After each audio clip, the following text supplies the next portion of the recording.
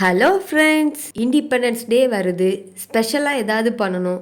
என்ன பண்ணலான்னு யோசித்துட்டு இருக்கீங்களா? ஃபுட் கலர் எதுவும் ஆட் பண்ணாமல் வீட்டில் உள்ள வெஜிடபிள்ஸ் வச்சு இண்டிபெண்டன்ஸ் டே இடியப்பம் பண்ணலாம் வாங்க. அதுக்கு அரிசி மாவை 3 பேனில் ஸ்ப்ளிட் பண்ணி வச்சுக்கோங்க. ரொம்ப சிம்பிளான இன்க்ரீடியன்ட்ஸ் வச்சு கலர்ஃபுல்லான இடியப்பம் மேக் பண்ண போகிறோம். 1/2 லெமன், மல்லி இலை, கேரட், மிளகாய். மிளகாய் உங்களுக்கு தேவைப்பட்ட ஆட் பண்ணிக்கோங்க, அப்படி இல்லைன்னா வேண்டாம், அதை ஸ்கிப் பண்ணிடலாம். நெக்ஸ்ட்டு இது எல்லாத்தையும் அரைச்சி தனித்தனியாக நம்ம எடுத்து வச்சுருந்தோம்ல அந்த மாவில் போட்டு மிக்ஸ் பண்ணணுங்க. ஃபஸ்ட்டு கேரட்டை நல்லா அரைச்சி எடுத்துக்கோங்க, அதை நல்லா வடிகட்டி எடுத்துக்கோங்க. நம்ம ஆல்ரெடி எடுத்து வச்சுருந்த மாவில் மிக்ஸ் பண்ணணும். நிறையா மிக்ஸ் பண்ணாதுங்க, ஏன்னா நம்ம பாயில்டு வாட்டரும் ஆட் பண்ணணும். அதனால ஹாஃப் இந்த தண்ணியை ஊற்றுங்க, ஹாஃப் பாயில்டு வாட்டர் ஊற்றுங்க. அப்போ தான் இடியப்பம் கொஞ்சம் கூட சாஃப்டாக வரும். நெக்ஸ்ட்டு மல்லி இலையை அரைச்சி இதே மாதிரி வடிகட்டி எடுத்துக்கோங்க.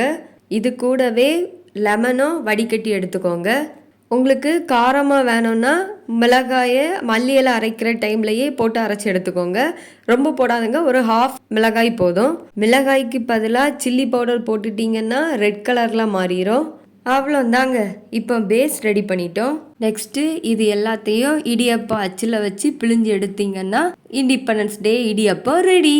மல்லி இலை ஆட் பண்ணியிருக்கிறதுனால அந்த இடியப்பத்தோட ஸ்மெல் எப்படி இருக்குமோன்னு யோசிக்க வேண்டாம். நாம் லெமனும் சேர்த்து ஆட் பண்ணியிருக்கிறதுனால அதோட டேஸ்ட்டு நல்லாயிருக்கும்.